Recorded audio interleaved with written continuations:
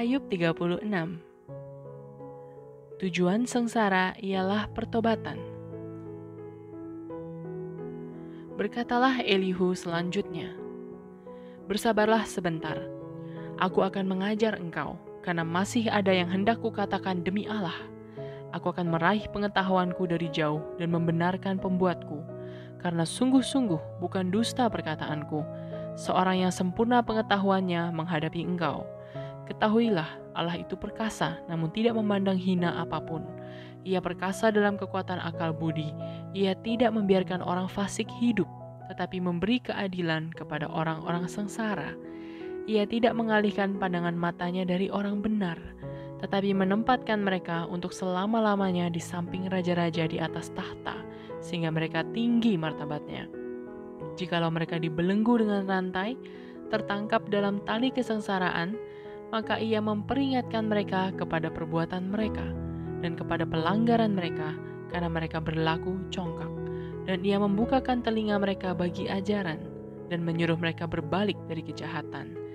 Jikalau mereka mendengar dan takluk, maka mereka hidup mujur sampai akhir hari-hari mereka dan senang sampai akhir tahun-tahun mereka. Tetapi jikalau mereka tidak mendengar, maka mereka akan mati oleh lembing dan binasa dalam kebebalan. Orang-orang yang fasik hatinya menyimpan kemarahan. Mereka tidak berteriak minta tolong kalau mereka dibelenggunya.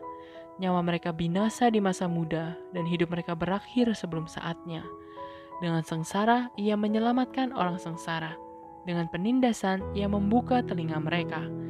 Juga engkau dibujuknya keluar dari dalam kesesakan, ke tempat yang luas, bebas dari tekanan, ke meja hidanganmu yang tenang dan penuh lemak. Tetapi engkau sudah mendapat hukuman orang fasik sepenuhnya. Engkau dicengkeram hukuman dan keadilan. Janganlah panas hati membujuk engkau berolok-olok. Janganlah besarnya tebusan menyesatkan engkau. Dapatkah teriakanmu meluputkan engkau dari kesesakan? Ataukah seluruh kekuatan jerih payahmu?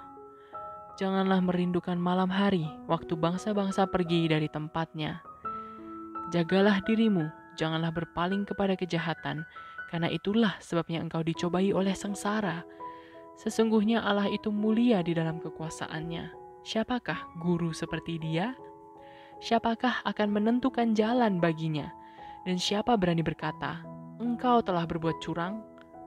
Ingatlah bahwa engkau harus menjunjung tinggi perbuatannya yang selalu dinyanyikan oleh manusia. Semua orang melihatnya, manusia memandangnya dari jauh. Sesungguhnya Allah itu besar, tidak tercapai oleh pengetahuan kita.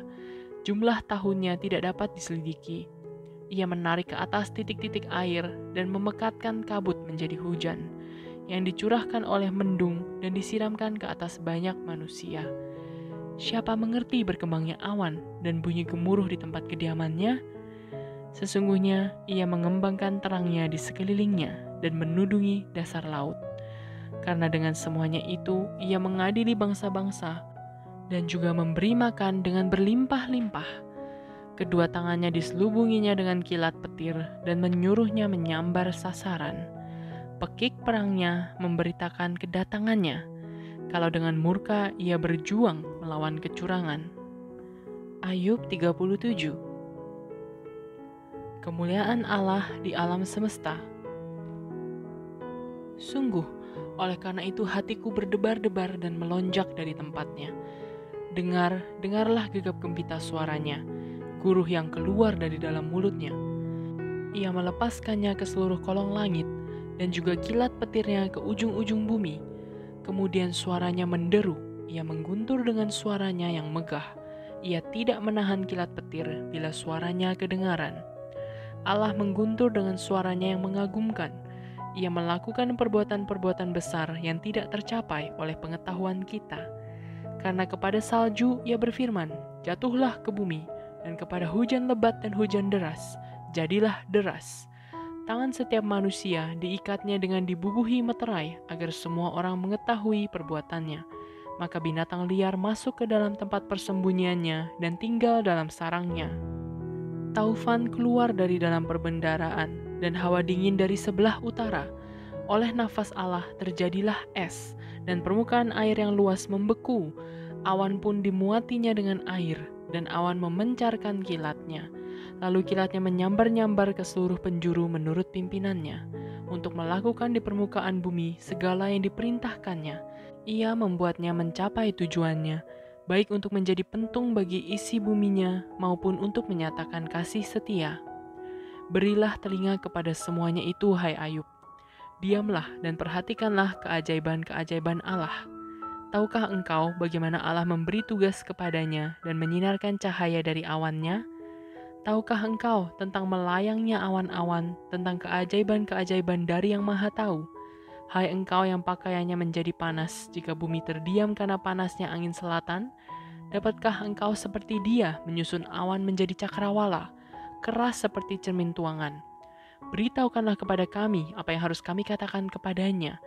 Tak ada yang dapat kami paparkan oleh karena kegelapan. Apakah akan diberitahukan kepadanya bahwa aku akan bicara? Pernahkah orang berkata bahwa ia ingin dibinasakan? Seketika terang tidak terlihat karena digelapkan mendung. Lalu angin berembus, maka bersihlah cuaca. Dari sebelah utara muncul sinar keemasan. Allah diliputi oleh keagungan yang dahsyat, yang maha kuasa yang tidak dapat kita pahami. Besar kekuasaan dan keadilannya. Walaupun kaya akan kebenaran, ia tidak menindasnya. Itulah sebabnya ia ditakuti orang. Setiap orang yang menganggap dirinya mempunyai hikmat, tidak dihiraukannya. Ayub 38. Jawab Tuhan kepada Ayub. Kekuasaan Tuhan di alam semesta. Maka dari dalam badai Tuhan menjawab Ayub, siapakah dia yang menggelapkan keputusan dengan perkataan-perkataan yang tidak berpengetahuan? Bersiaplah engkau sebagai laki-laki. Aku akan menanyai engkau supaya engkau memberitahu aku. Di manakah engkau ketika aku meletakkan dasar bumi? Ceritakanlah kalau engkau mempunyai pengertian.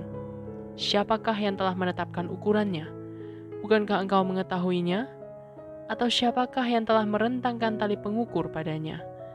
Atas apakah sendi-sendinya dilantak? Dan siapakah yang memasang batu penjurunya pada waktu bintang-bintang fajar bersorak-sorak bersama-sama dan semua anak Allah bersorak-sorai? Siapa telah membendung laut dengan pintu ketika membual keluar dari dalam rahim? Ketika aku membuat awan menjadi pakaiannya dan kekelaman menjadi kain bedungnya, ketika aku menetapkan batasnya dan memasang palang dan pintu, ketika aku berfirman, sampai di sini boleh engkau datang, jangan lewat. Disinilah gelombang-gelombangmu yang congkak akan dihentikan. Pernahkah dalam hidupmu engkau menyuruh datang dini hari atau fajar kau tunjukkan tempatnya untuk memegang ujung-ujung bumi, sehingga orang-orang fasik dikebaskan daripadanya? Bumi itu berubah seperti tanah liat yang dimeteraikan, segala sesuatu berwarna seperti kain. Orang-orang fasik dirampas terangnya dan dipatahkan lengan yang diacungkan. Engkaukah yang turun sampai ke sumber laut atau berjalan-jalan melalui dasar samudera raya? Apakah pintu gerbang maut tersingkap bagimu? Atau pernahkah engkau melihat pintu gerbang kelam pekat? Apakah engkau mengerti luasnya bumi? Nyatakanlah kalau engkau tahu semuanya itu. Di manakah jalan ke tempat kediaman terang? Dan di manakah tempat tinggal kegelapan? Sehingga engkau dapat mengantarnya ke daerahnya dan mengetahui jalan-jalan ke rumahnya? Tentu engkau mengenalnya, karena ketika itu engkau telah lahir dan jumlah hari-harimu telah banyak. Apakah engkau telah masuk sampai ke perbendaharaan salju atau melihat perbendaharaan hujan batu yang kusimpan untuk masa kesesakan, untuk waktu pertempuran dan peperangan? Di manakah jalan ke tempat terang berpencar, ke tempat angin timur bertebar ke atas bumi? Siapakah yang menggali saluran bagi hujan deras dan jalan bagi kilat guruh untuk memberi hujan ke atas tanah di mana tidak ada orang, ke atas padang tandus yang tidak didiami manusia, untuk mengenyangkan gurun dan belantara dan menumbuhkan pucuk-pucuk rumput muda? Apakah hujan itu berayah? Atau siapakah yang menyebabkan lahirnya titik air embun? Dari dalam kandungan siapakah keluar air beku? Dan embun beku di langit siapakah yang melahirkannya? Air membeku seperti batu dan permukaan samudera raya mengeras. Dapatkah engkau memberkas ikatan bintang Kartika dan membuka belenggu bintang belantik? Dapatkah engkau menerbitkan mintakul burut pada waktunya dan memimpin bintang biduk dengan pengiring-pengiringnya? Apakah engkau mengetahui hukum-hukum bagi langit atau menetapkan pemerintahannya di atas bumi? Dapatkah engkau menyaringkan suaramu sampai ke awan-awan sehingga banjir meliputi engkau? Dapatkah engkau melepaskan kilat sehingga sabung menyabung sambil berkata kepadamu, ya? Siapa menaruh hikmat dalam awan-awan atau siapa memberikan pengertian kepada gumpalan mendung? Siapa dapat menghitung awan dengan hikmat dan siapa dapat mencurahkan tempayan-tempayan langit ketika debu membeku menjadi logam tuangan dan gumpalan tanah berlekat-lekatan?